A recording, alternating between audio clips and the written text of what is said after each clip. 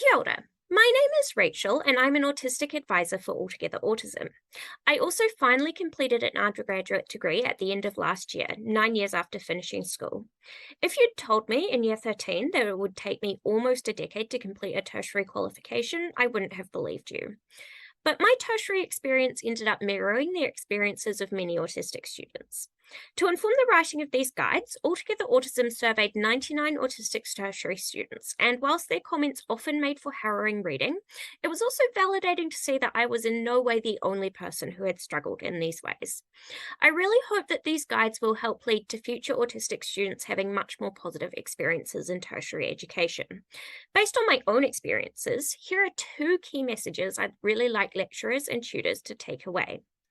The first, and in my opinion, most important thing you can do to help your autistic students is to focus on building relationships with them. The qualification I ultimately graduated with is a Bachelor of Creativity in Commercial Dance from Te Awaha, and I think the key reason I was able to be successful in that environment is that the small class sizes meant that I was able to get to know all my tutors well. Thus, when I needed help, it was easy to ask for it, and because my tutors knew me, they also knew what help I might need. Obviously, it's not possible to form individual relationships with each student in larger classes, but it is still helpful to offer that for those students who want it.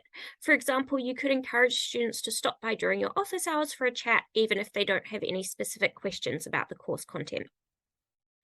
The second thing you can do to support your autistic students is much easier to implement. Commit to making recordings of all your lectures available to students. When I was at university, I often got the impression that lecture recordings were offered only grudgingly, where the university required it.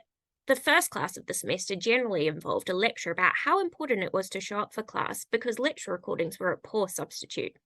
That definitely made me feel like I couldn't ever miss class and listen to the recording, even when that would have helped with managing my anxiety, because that would be breaking the rules.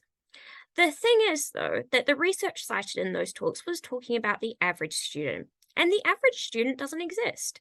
Every student is an individual, and some students will learn much better if they can attend class from the comfort and safety of their own home rather than having to navigate the sometimes overwhelming on campus environment.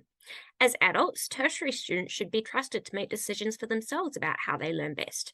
Of course, if a student is falling behind and you've never seen them in class, you might want to reach out to them, but stating upfront that in-class attendance is the best way of participating excludes a lot of people for whom it is not best. One of the autistic respondents to our survey said something that really resonated with me. Assuming that everyone is trying their best would go a long way. Most students genuinely want to do well, although, of course, everyone has their own understanding of what doing well means.